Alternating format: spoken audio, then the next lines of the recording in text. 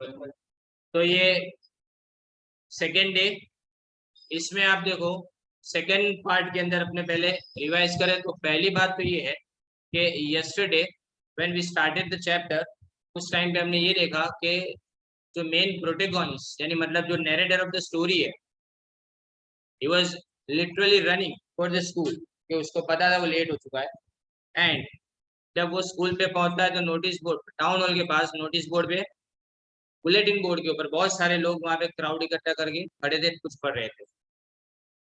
उसने इग्नोर किया और वो वहां से भागा, और भाग के अपने स्कूल में पहुंचता। उसको लगता है कि शायद स्कूल चालू होने के टाइम के ऊपर बहुत हड़बड़ाहट की सिचुएशन होगी, इसलिए मैं पकड़ा नहीं जाऊंगा। लेकिन ऐसा हो नहीं रहा है। होता क्या है कि एकदम शांति थी क्लासरूम के अंदर, बिल्कुल pin drop silence. And second thing, एक गांव के कुछ old people they were sitting at the back bench, और वहां पे बैठ के जैसे पढ़ाई कर रहे थे। अब यहाँ पे इन्होंने शुरुआत की अपने इंट्रोडक्शन से, किससे, एम हेमल ने। 40 साल से टीचर यहाँ पे पढ़ा रहे थे, 40 ईयर्स से ये पढ़ा रहे थे। और इनको रिस्पेक्ट देने के लिए, इनको सी ऑफ करने के लिए, जो इनका ये लास्ट लेक्चर था, गांव के बहुत सारे लोग यहाँ पर। अब यहाँ पे आए, उसको पहले तो क्या बोला गया कि पार्टिसिपेंट का जो होमवर्क दिया था उसके बारे में उसको पूछा गया, बट ही कुडंट आंसर, और वो सिर्फ खड़ा हो गया बेंच के ऊपर। और फिर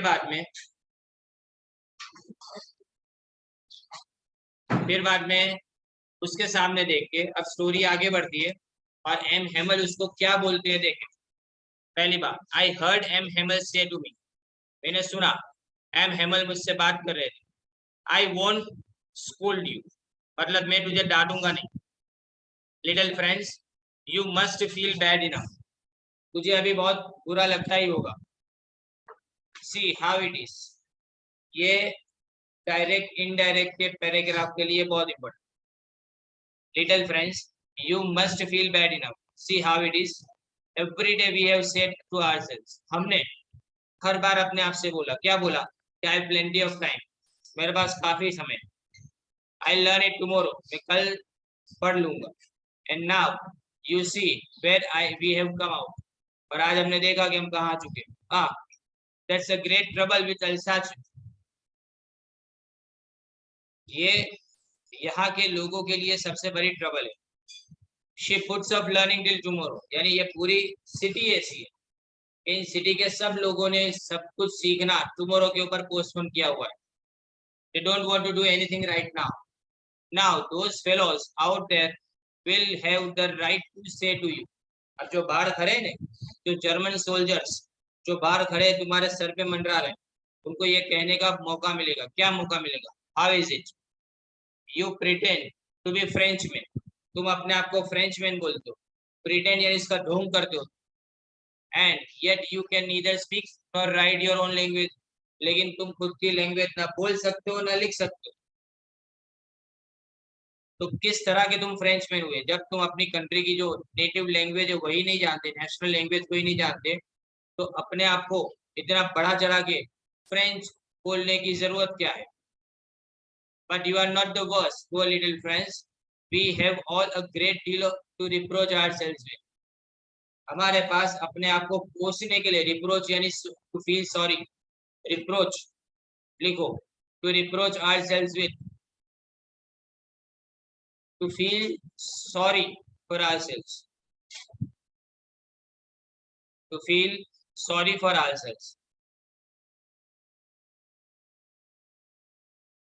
मतलब ये कॉमन एंड जनरल बात कर रहे हैं। बात क्या कर रहे हैं कि फ्रेंड्स, तुमने सिर्फ यहाँ पे नहीं सीखा, ऐसा नहीं है, हम सब कहीं ना कहीं पे खुद जिम्मेदार है, और हम खुद इस कंडीशन के लिए सॉरी फील करने के लिए जिम्मेदार। Your parents were not anxious enough to have you learn, सबसे पहले जिम्मेदार कौन? तुम्हारे पेरेंट्स, जो तुमको एंग्जियस इतने है ही नहीं, मतलब वो इतने उतावल करते ही नहीं इस चीज के बारे में कि आपको सिखाना चाहिए कोई चीज या तो सीखना चाहिए। They prefer to put you to work on a farm और एट द मिल्स। वो प्रीफर करते हैं कि तुम यहाँ पे पढ़ने ना हो, लेकिन उस टाइम पे तुम या तो उनके फार्म में काम करो या उनकी मिल के अंदर, सॉ मिल के अंदर काम करो। So as to have a little more money, जिससे कुछ ज्यादा पैसे कमा पाए। घर की कंडीशन उस वक्त, हर कंट्री एक जमाने में अंडर डेवलप कर, एक ही कंट्री सबसे पहले डेवलप हुई एंड दैट वाज इंग्लैंड। बाकी सब कंट्री के अंदर पॉवर्टी थी, पुअर पीपल थे। बाद में उन लोगों ने प्रोग्रेस किया, राइट। तो यहाँ पे भी देखो कि अगर कमाना है तो क्या करना पड़ेगा, पैसे कमाने के लिए बच्चों को भी काम पे लगाना पड़ेगा। तो बच्चों को फार्म्स के अंदर या तो सॉ मिल के अंदर काम पे लगाया जाना था। एंड आई लिखा है कि मैं खुद भी जिम्मेदार हूँ इस बात की। I have been to blame also, मुझे भी ब्लेम करना चाहिए। किस बात के लिए? Have I not often sent you to water my flowers instead of learning your lessons. कई बार मैंने अपने यहाँ पे बोला है कि तुम मेरे फ्लावर्स को पानी डाल के आओ, तब के तुमको उस टाइम पे मुझे क्या करना चाहिए, वो टाइम पे पढ़ाने के टाइम पे ब्रेक लेके बीच में से बोलता हूँ कि जाओ अभी ये काम करके आओ। And when I wanted to go fishing, और अगर मैं फिशिंग करने के लिए जा रहा, did I not just give you a holiday, मैंने स्कूल में छुट्टी दे दी थी उस टाइम, यानी मैं अपने एंटरटेनमेंट के लिए क्लास को मिस आउट कराता था। तो ये बताया गया कितने रिस्पॉन्सिबल, याद रखो ये क्वेश्चन आ सकता है। पहली बात, पेरेंट्स किस लिए responsible, because they used to send them to farm and to saw mills for earning extra money. Second thing, teacher अपने आप को किस लिए ब्लेम करता है कि कई बार वो अपने प्लांट्स को, फ्लावर्स को वाटर करने के लिए भेजता था पढ़ाई को छोड़ के बीच में से। एंड लास्ट वन, वही टीचर रिस्पॉन्सिबल के जब उसने फिशिंग के लिए जाने के लिए हॉलीडे दी। Then from one thing to another, एक से दूसरी चीज, M Hamel went on to talk of the French language, फिर उसने फ्रेंच लैंग्वेज के बारे में बात करना शुरू किया, saying that it was the most, underline करो, it was the most beautiful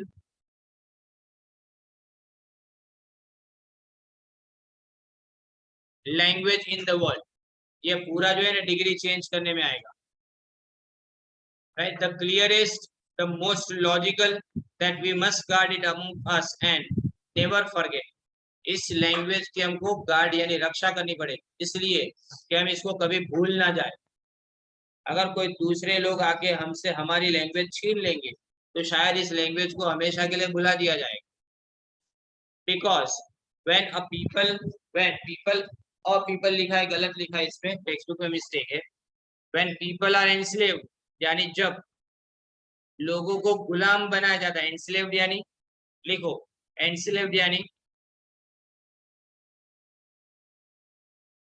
enslaved to make a person someone slave, a person someone's slave। यहाँ पे स्लेव नाउन को वर्ब के अंदर कन्वर्ट करके एनस्लेव बनाया गया है। जैसे लाइट, उसके ऊपर से आता है एनलाइटन, बराबर ने। ब्राइट, उसके ऊपर से ब्राइटन, तो ये वर्ब बनाया जाता है नाउन को यूज करके। सिमिलरली यहाँ पे स्लेव को यूज करके एनस्लेव एक वर्ब बनाया गया है। Enslaved, as long as they hold fast to their language, if it is as if they had the key to their prison. कैद में से अगर अपनी लैंग्वेज, अब आप सोचो कि कभी भी आप अपने आप से बात करते हो ना, भी अपने आप से, सोलिलोकी जिसको बोलते हैं, अपने आप से बात करते, इसके लिए वर्ड है सोलिलोकी, SOLI LOQUI, तो QUY सॉरी। तो ये सोलिलोकी जब होती है ना, इसका मतलब अपने आप से बात करो। तुम कौन सी लैंग्वेज में बात करो? That language that you know, जिस लैंग्वेज को बचपन से तुम सुनते और बोलते चले आ रहे हो, उसी लैंग्वेज के अंदर तुम बात करो, राइट। तो ये जो बात है ना, ये आपको प्रिजन में से छुड़वाती है। इसका मतलब एक कैद के अंदर तुमको किसी ने रखा होने, तो तुम्हारी सोच तुमको मुक्त करेगी कौन सी लैंग्वेज के अंदर, जिस लैंग्वेज को तुमने सीखा है उसी लैंग्वेज, शुरुआत वहीं से होगी। तो मतलब जब लोगों को गुलाम बनाया जाता है, तो गुलामी में से बाहर निकलने के लिए सबसे जरूरी कौन सी चीज है? आपको आना चाहिए कि आप कौन सी लैंग्वेज जानते हैं। Next, then he open the grammar and read us our lesson. फिर वो ग्रामर की बुक ओपन करते हैं और एक लेसन पढ़ना शुरू करते हैं। I was amazed to see how well I understood, underlined, I was amazed to see how well I understood it. इसको सिंपल बनाना,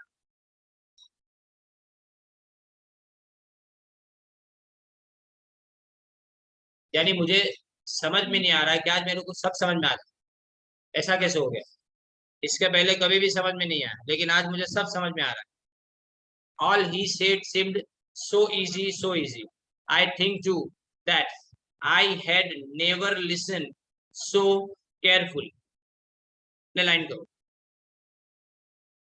affirmative, यानी मुझे लगा कि शायद मैंने कभी भी ये लेसन्स को इतना सीरियसली और केयरफुली नहीं सुना था। And that he had never explained everything with so much patience. पर शायद ऐसा भी था कि उसने बहुत शांति से समझाया, पेशेंस यानी धीरज से समझाया उसने। It seemed almost as if the poor man wanted to give us all he knew before going away. जैसा लगता था कि बेचारा आदमी आज सब कुछ एक ही दिन में पढ़ा के जाएगा। इतना ज्यादा वो पढ़ा रहा था, इतना डेडिकेशन के साथ में वो डिटेल में पढ़ा रहा था। And to put it on all into our heads at one stroke, और ये सब चीजें एक झटके में हमारे दिमाग में डालने की कोशिश कर रहा था ये। Now after the grammar we had a lesson in writing, हमको लिखने की प्रैक्टिस दी। ग्रामर के बाद में हमको लिखने की प्रैक्टिस दी गई। That day M. Hamel had new copies for us. कुछ नया मटेरियल लेके आए थे। Written in a beautiful round hand, France Alsace, France Alsace ऐसा लिखा हुआ था उसमें, एकदम ब्यूटीफुली लिखा हुआ था उसके अंदर। They looked like little flags floating everywhere in the school room. सबके लिए वो कॉपीज दी गई इसलिए कि पेट्रियटिज्म डेवलप हो, देशभक्ति डेवलप हो, कि आपकी कंट्री भले किसी के दूसरे के हाथ में चली गई, लेकिन फिर भी अपने रूट्स को आप पहचानो कि आप अभी भी फ्रेंच हो और आप अभी भी उसी जमीन के ऊपर रहते हो जिसका नाम है Alsace, right. And they look like little flag floating, यानी तैर रहे थे जैसे हवा में, ऐसा लग रहा था पूरे रूम के अंदर। Hung from the rod at the top of our desk.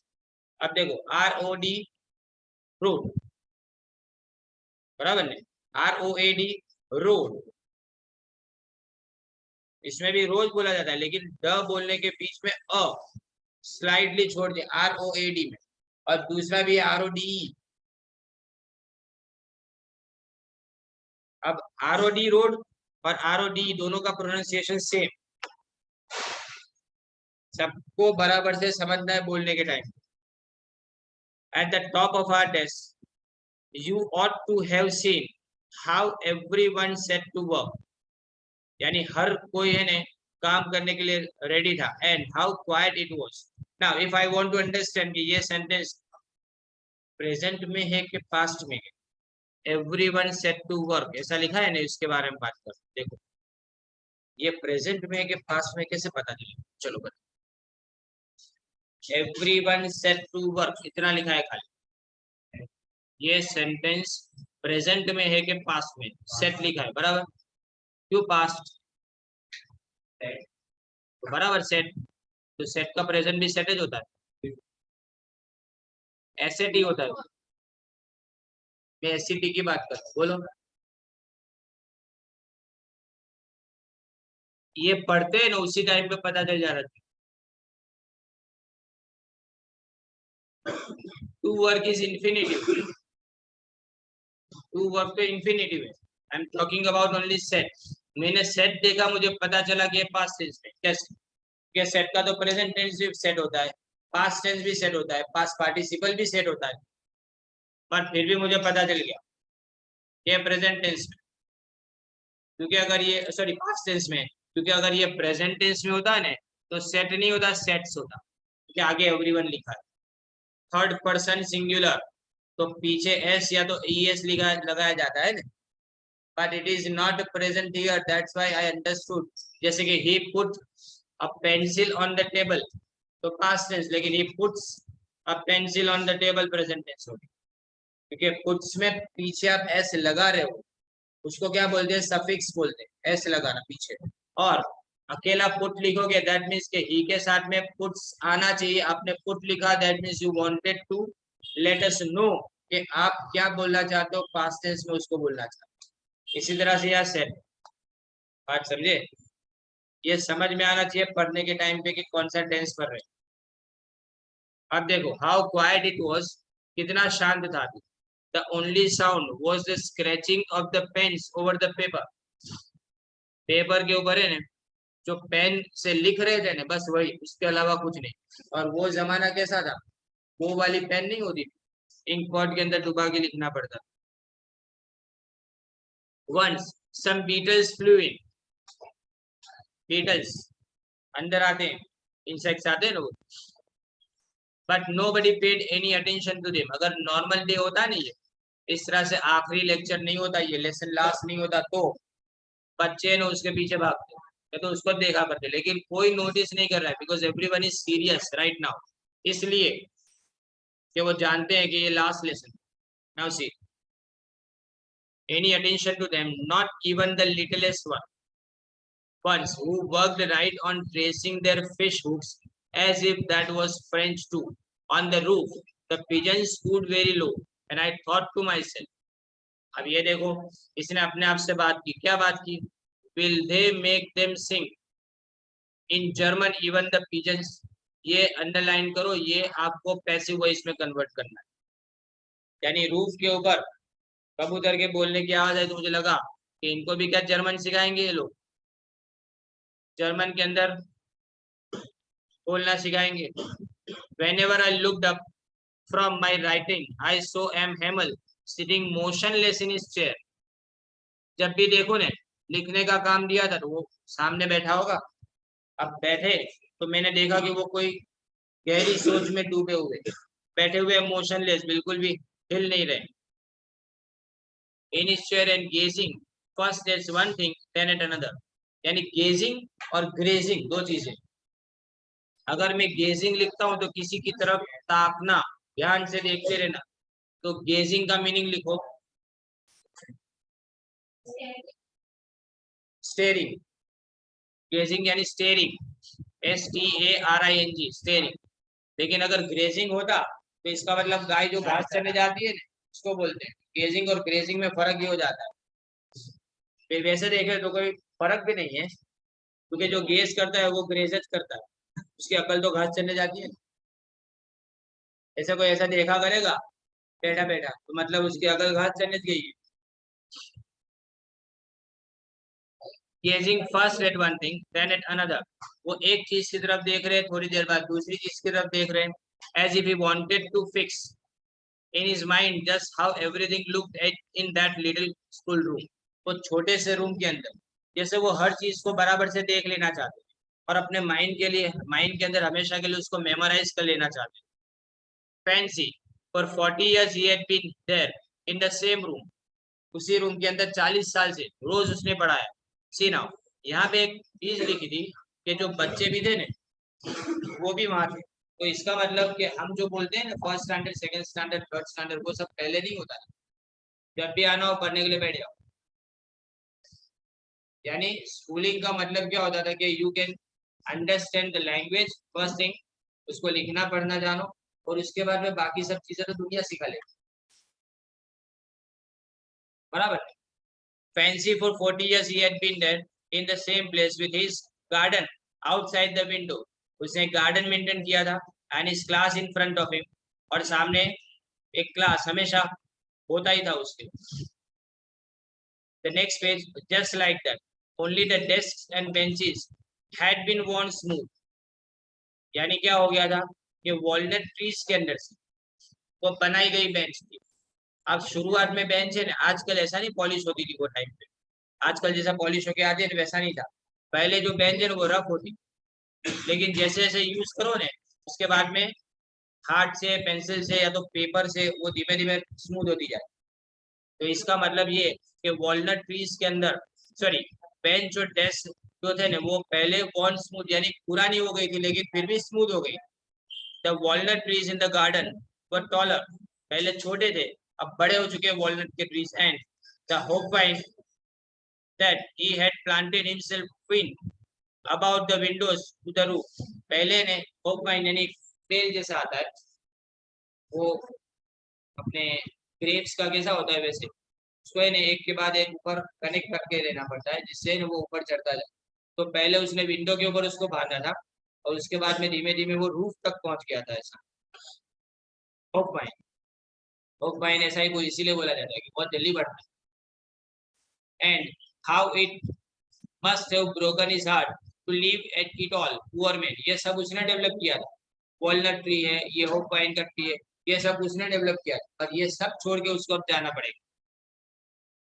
Poor man to hear his sister moving about in the room about packing their trunks, वो अपने ट्रंक्स, पहले ने ऐसे बैग नहीं होती थी अपने, ट्रंक यानी पतरे की पेटी जो होती थी बड़ी, उसको पैक करके वो लेके जाते थे। उसके ऊपर वो क्या करे, अपना जो सोने का सामान है ना वो उसके ऊपर बांध दे, बस इतना ही। Packing their trunks for they must leave the country next day, कि इनको है ना ये देश छोड़ के जाना, और वो भी दूसरे दिन। तो जिस जगह पे 40 साल तक इंसान रहा हो और वो अपनी मर्जी से नहीं छोड़ रहा है, उसको जाना पड़ रहा है, तब उसके माइंड में कितना घमासान चलता होगा ना, ये आपको यहाँ डिस्क्राइब करने की कोशिश की गई है। But he had the courage to hear every lesson to the very last, यानी वो बराबर सुन रहा था सबको जो बोल रहा था ना, तो सबके साथ में बात भी इसी तरह से कर, उसके पास इतनी हिम्मत थी कि नहीं वो अपना काम आखिरी दिन तक करे। After the writing, we had a lesson in history, and then the babies chanted their ba be bi bo bu, छोटे बच्चे थे ना उन्होंने फिर ये गाना शुरू किया ऐसा। Down there at the back of the room, old Hoser had put on his spectacles, मैंने पीछे देखा तो पीछे कौन था, जो ओल्ड होजर, उसने क्या किया था, अपने चश्मे चढ़ा लिए थे, and holding his primer in both hands spelled the letters with them, और इन बच्चों के साथ में, इतने छोटे बच्चों के साथ में, जो इंसान उसने कभी भी पढ़ाई नहीं की थी, वैसा ओल्ड होजर अपने चश्मे चढ़ा के उनके साथ में वो रिसाइट कर रहा था अपनी प्राइमर में से देखा। प्राइमर का मीनिंग मैंने कल बोला था, प्राइमरी बुक जो होती है उसको बोला जाता है। You could see that he too was crying, वो भी रो रहा था यार। His voice trembled with emotion, कि बच्चे को तो शायद समझ में ना आए कि उनके साथ में क्या होने जा रहा है, बट अगर हम बात करें किसकी, बाकी सब लोगों, तो उनको तो पता चलता होगा ना, बड़े लोगों को तो पता चलता होगा ना कि किस तरह से इमोशनली वो लोग लैंग्वेज से अटैच है, और इस लैंग्वेज के साथ में उनको हमेशा के लिए अलग कर दिया जा रहा है।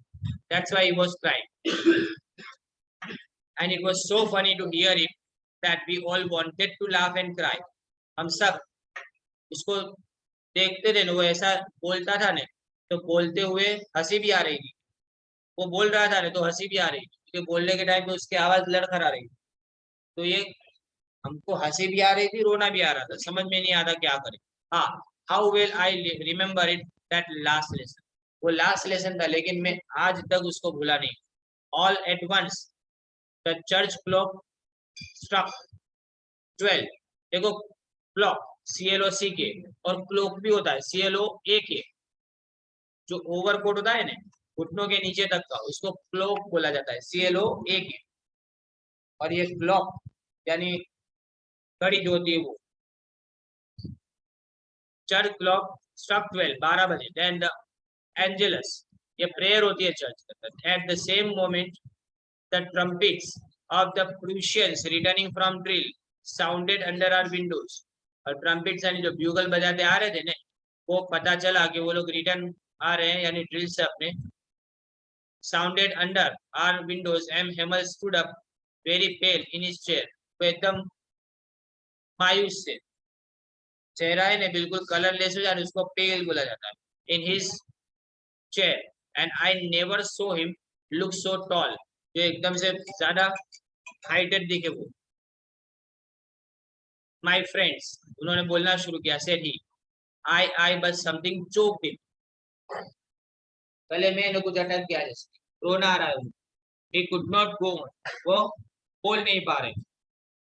then he turned to the blackboard, took a piece of chalk and bearing on with his all his might, जितनी हिम्मत, माइट यानी हिम्मत बोलते, करेज, माइट यानी करेज, जितनी उनके पास हिम्मत थी वो सब एक साथ में जुटा के he wrote as large as he could, जितना बड़ा लिख सकते थे ना वो चौक से उन्होंने लिखा बोर्ड के ऊपर। क्या लिखा, विव लव फ्रांस यानी long live France. then he stopped and leaned his head against the wall. रुक गए और अपना सर जो है वो दीवार के साथ में थोड़ा झुका के आगे कर दिया. लीन यानी झुका देना. The wall, and without a word he made a gesture to us with his hand. तो उन्होंने क्या किया, फिर हाथ से अपना जेस्चर यानी क्या बोलते हैं अपने, जेस्चर यानी किसी तरह से अपने हाथ के मूवमेंट से बताना सामने वाले को कि school is dismiss, you may go. और उन्होंने क्या बोला कि स्कूल इज डिसमिस यानी क्लास खत्म, आप जा सकते हो. नाउ क्वेश्चंस देखे इसके.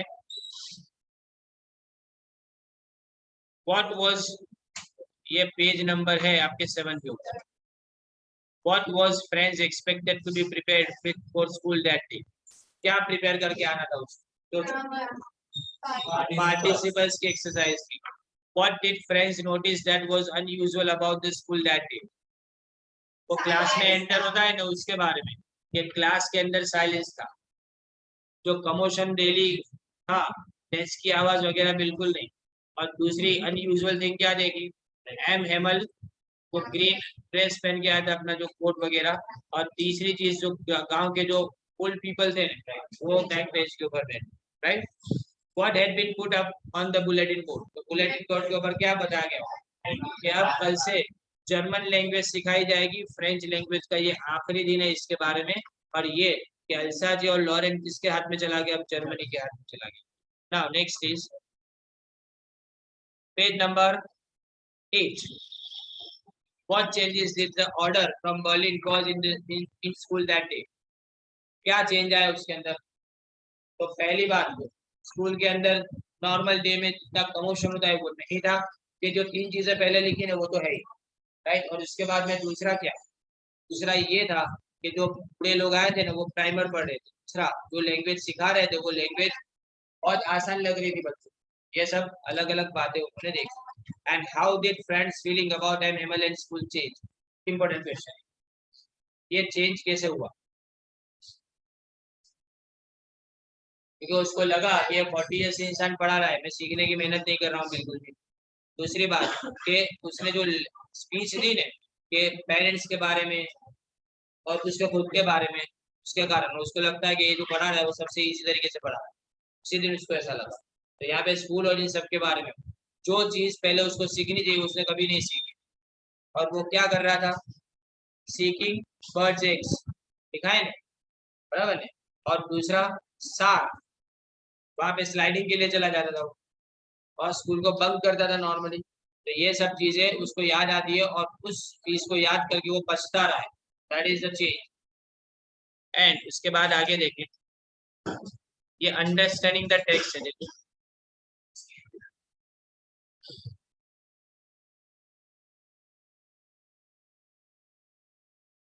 वो नहीं है अपने लिए.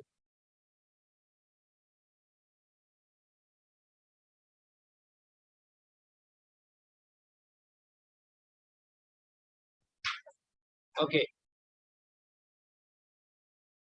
ये सब जो है ना वर्ड के ओरिजिन भी बताए यहाँ पे. Tycoon, barbecue, zero, tulip, veranda, ski, logo, robot, track and Bandicoot. ये जितनी भी चीजें हैं ना वो सारी चीजें कौन सी लैंग्वेज से आई ना उसके बारे में बताना है. वो मैंने आपके पेम्पलेट के अंदर लिखा हुआ है.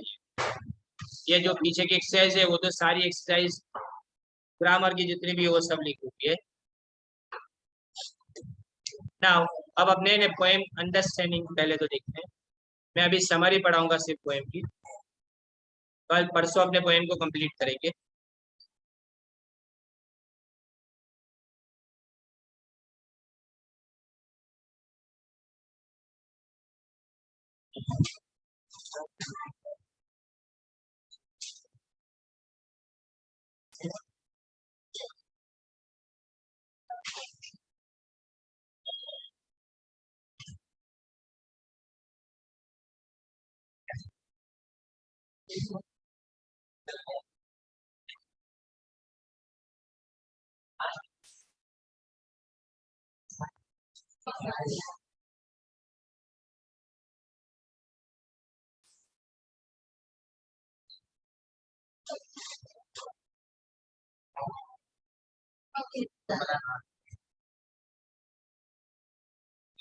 ओके.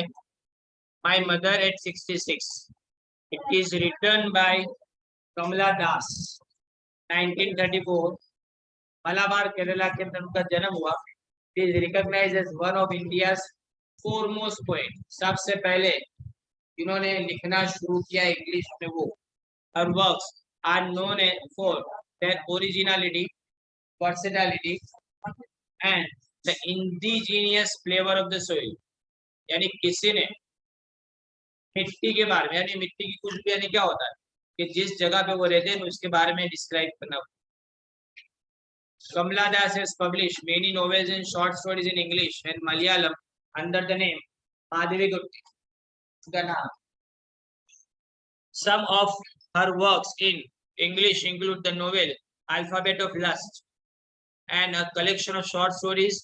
ये है और Padmavati the harlot and other stories in addition to 5 books of poetry.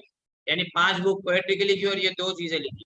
She is a sensitive writer who captures the complex subtleties of human relationship in lyrical idiom. जो अलग अलग पहलू होते हैं इंसान की जिंदगी उसको subtleties बोला जाता है. And my mother at 66 is an example. बहुत सिंपल लैंग्वेज के अंदर स्टोरिकल जैसा है, बट इसके अंदर अपने क्या देखते हैं ऑलवेज, जब भी मैं पढ़ाऊंगा साथ में मैं इसके अंदर आपको फिगर ऑफ स्पीच टिक करवाता जाऊँ.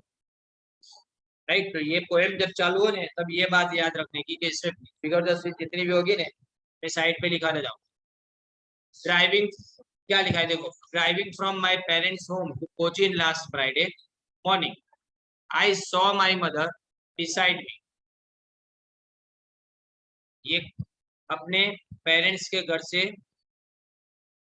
कोचीन जा रही थी और उस वक्त रास्ते में टैक्सी के अंदर बैठी थी और उसके बाजू में उसके मदर बैठे हुए.